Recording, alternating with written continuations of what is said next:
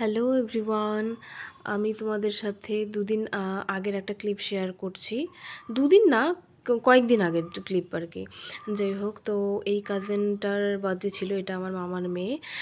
ওর birthday ছিল 30 জুলাই, আর আমি celebrate করেছিলাম তার দুদিন পরে। আমি ওকে বলছিলাম যে আমি বাড়ি যাব, প্লিজ তুই আসিস। তো এসছিল, তো তার জন্য একটা কেক এনেছিলাম ওর জন্য।